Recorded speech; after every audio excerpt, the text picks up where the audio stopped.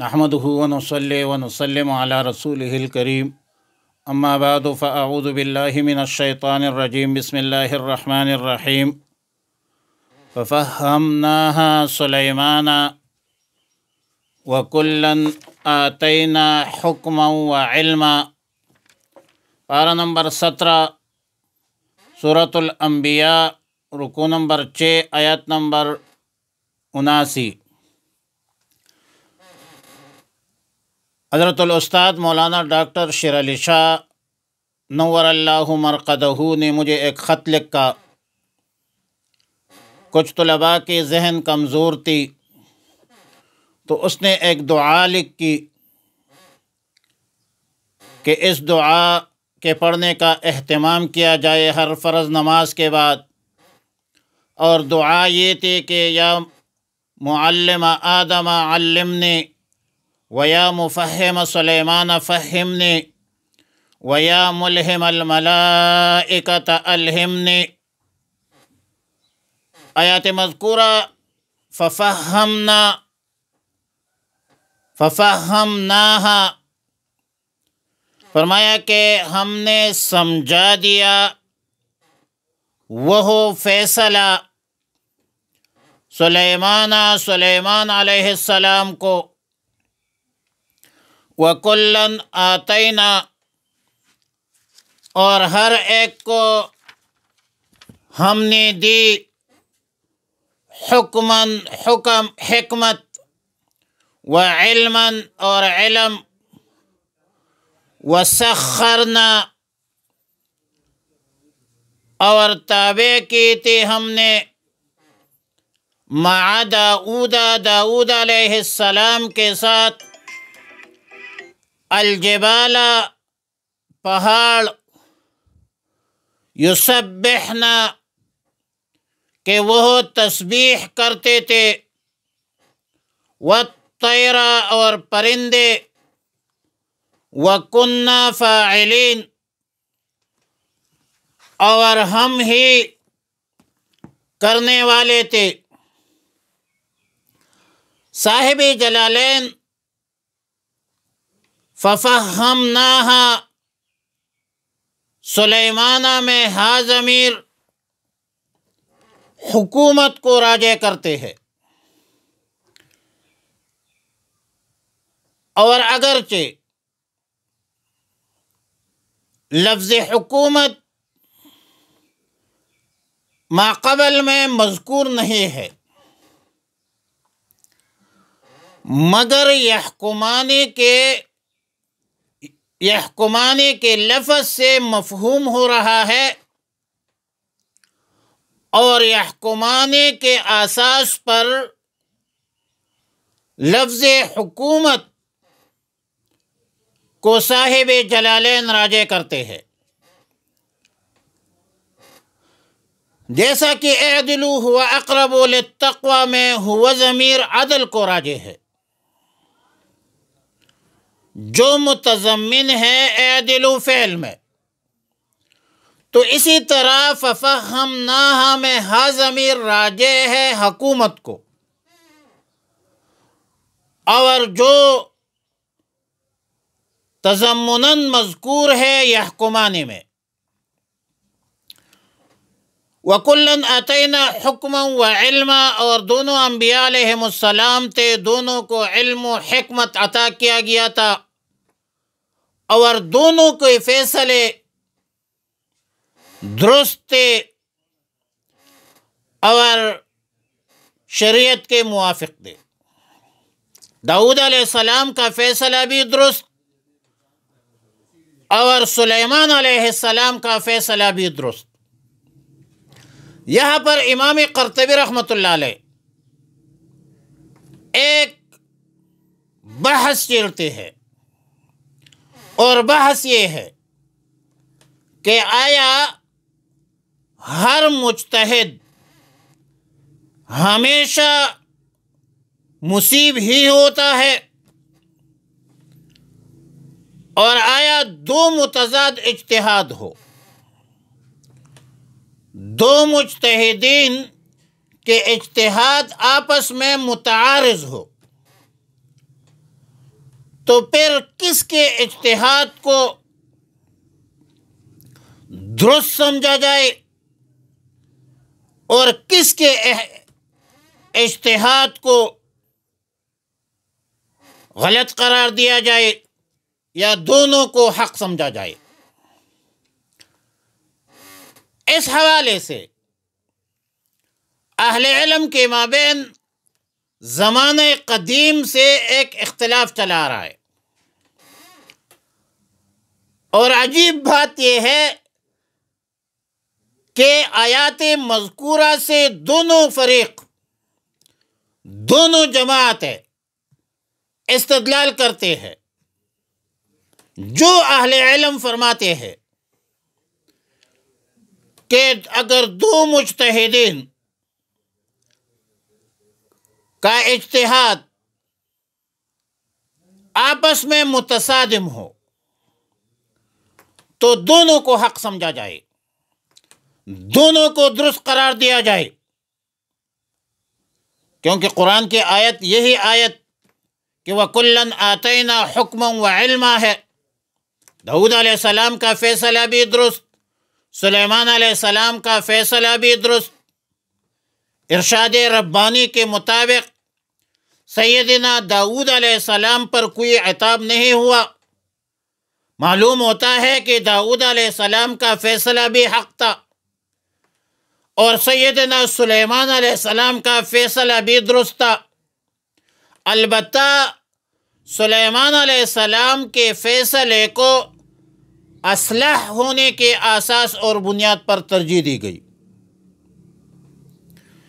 جو اہل علم فرماتے ہیں کہ متضاد اجتہاد کی صورت میں ایک کو مصیب سمجھا جائے، ایک کو خاطی سمجھا جائے، ایک اجتہاد کو غلط اور دوسرے کو درست قرار دیا جائے، اب ان کا استدلال بھی فَفَهَّمْنَاهَا سلیمانہ ہے۔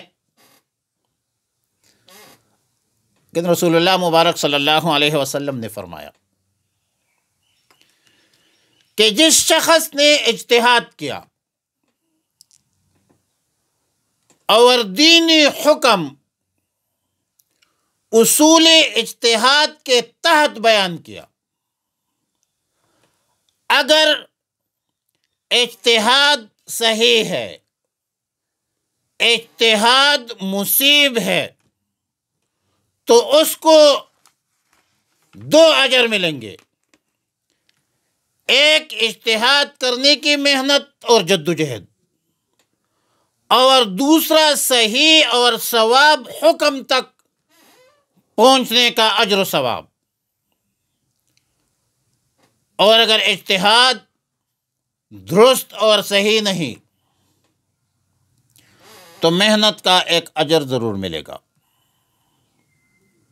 اور یہ روایت مستند احادیث کی کتب میں موجود ہے، لیکن یہ بات ضروری ہے، یاد رکھنا چاہیے کہ مجتہد کو ملامت نہیں کیا جائے گا، اور مجتہد کے متبعین کو گناہگار بھی نہیں کیا جائے گا۔ وجہ یہ ہے کہ اجتہاد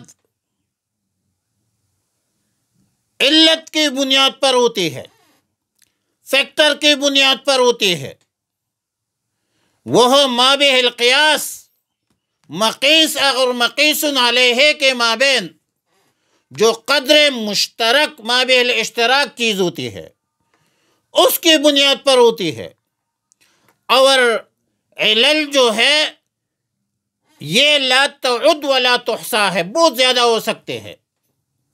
معلول واحد کے لیے، ایک حکم کے لیے بہت سارے فیکٹرز، عوامل، اسباب، وجوہات ہو سکتی ہے۔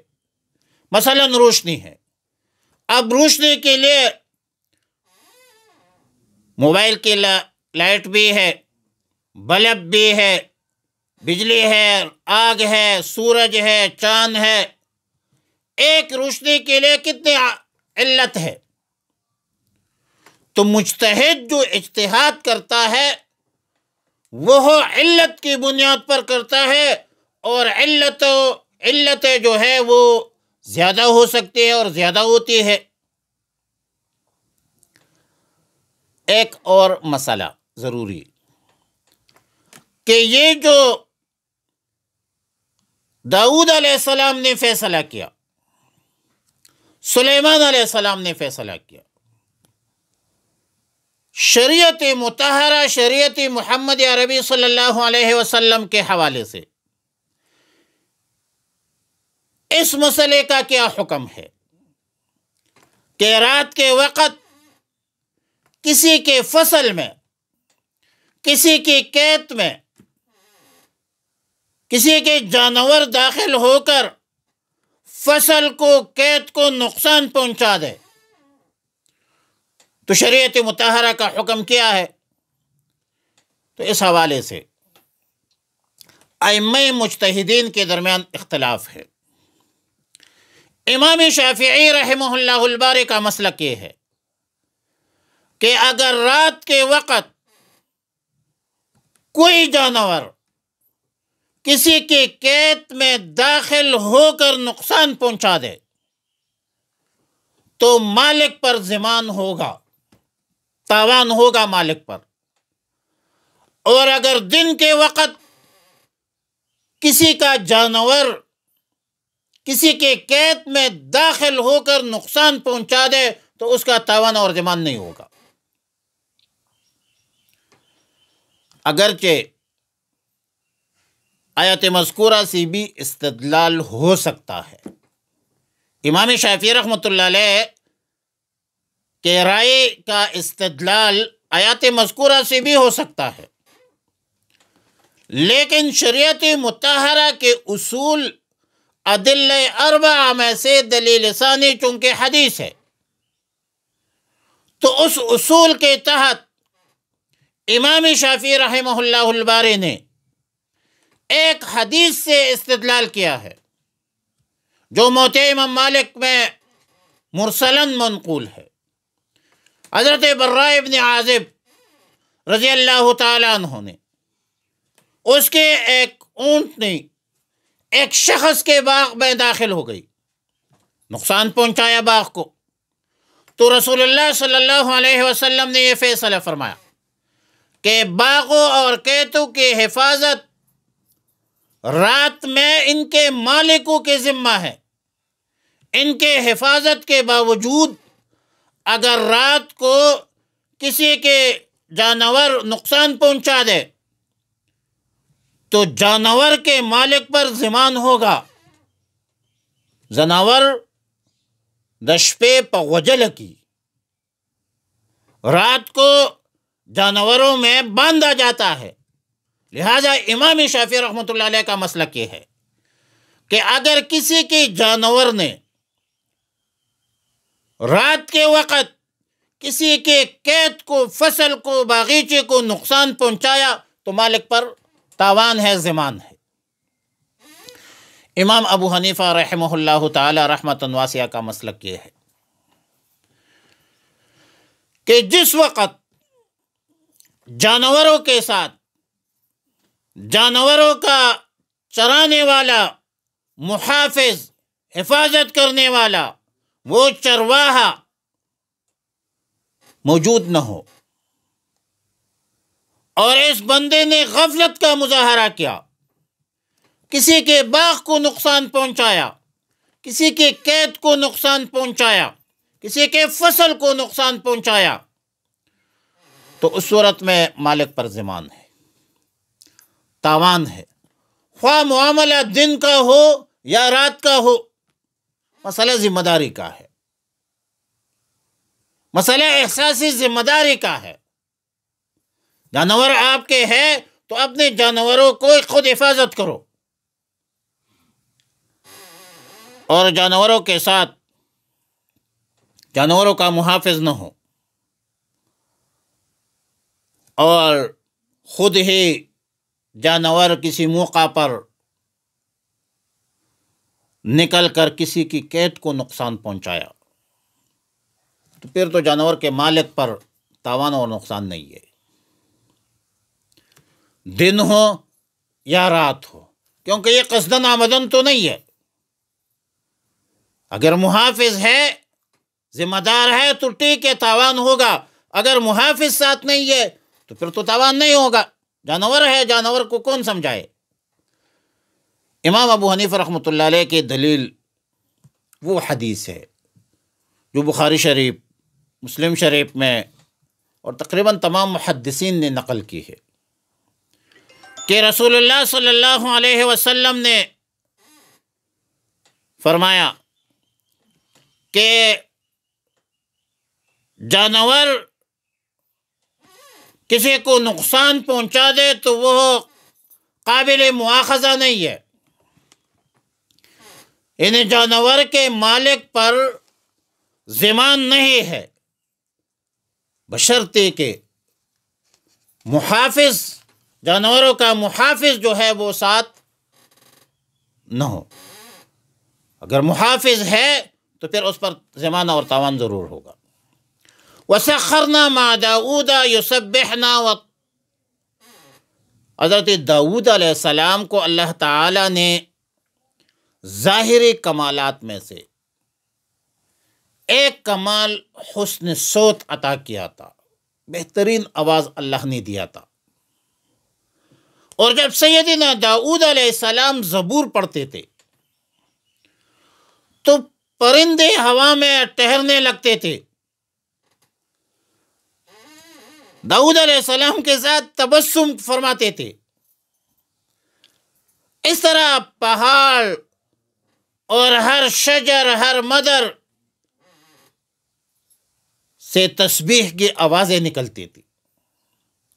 خوش آوازی کا کمال تو ظاہر ہے کہ ظاہری کمالات میں سے تھا، لیکن پرندوں اور پہاڑوں کا تبسم اور تسبیح،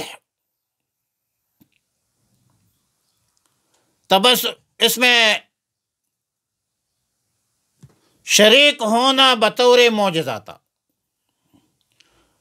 اور معجزہ میں یہ ضروری نہیں ہے کہ پرندوں اور پہاڑوں میں حیات و شعور ہو، بلکہ بطور معجزہ یہ غیر شعور میں بھی شعور پیدا کرتا ہے. صحابہ کرام میں سیدنا ابو موسیٰ الاشعری رحمہ اللہ الباری رضی اللہ تعالی عنہ بہت خوش آواز تھے. ایک روز قرآن پڑھتے تھے، قرآن پڑھ رہے تھے تو رسول اللہ مبارک صلی اللہ علیہ وسلم کا گزر ہوا. رسول اللہ مبارک صلی اللہ علیہ وسلم ٹھہر گئے، سنتے رہے. فرمایا کہ ان کو اللہ تعالیٰ نے صوت داؤدی عطا کی ہے. جب سیدنا ابو موسیٰ الاشعری رضی اللہ تعالیٰ عنہ کو معلوم ہوا کہ رسول اللہ صلی اللہ علیہ وسلم ان کی تلاوت سن رہے تھے تو عرض کیا، یا رسول اللہ صلی اللہ علیہ وسلم، اگر مجھے آپ کا سننا معلوم ہو جاتا تو میں اور زیادہ سنوار کر پڑھنے کا اہتمام کرتا، کوشش کرتا. قذافی تفسیر ابن کثیر. بہرحال معلوم ہوتا ہے کہ قرآن کریم کی تلاوت میں حسن صوت، بہترین لہجہ اور پڑھنے میں دلکشی پیدا کرنا ایک درجے میں ایک محبوب عمل ہے، مطلوب عمل ہے، بشرطے کہ اس میں غلو نہ ہو، ریا کا عنصر شامل نہ ہو. اور ظاہر ہے کہ قرآن اللہ کا کلام ہے، ترتیل کے ساتھ پڑھنا چاہیے. مخارج اور صفات کا خیال رکھتے ہوئے، لحاظ رکھتے ہوئے صحیح طریقے سے قرآن کو پڑھنا چاہیے. اور ہر چیز اللہ کی تسبیح بیان کرتے ہیں، تحمید بیان کرتے ہیں. تو اللہ سے دعا ہے کہ ہمیں نیک اعمال کی توفیق عطا فرمائے.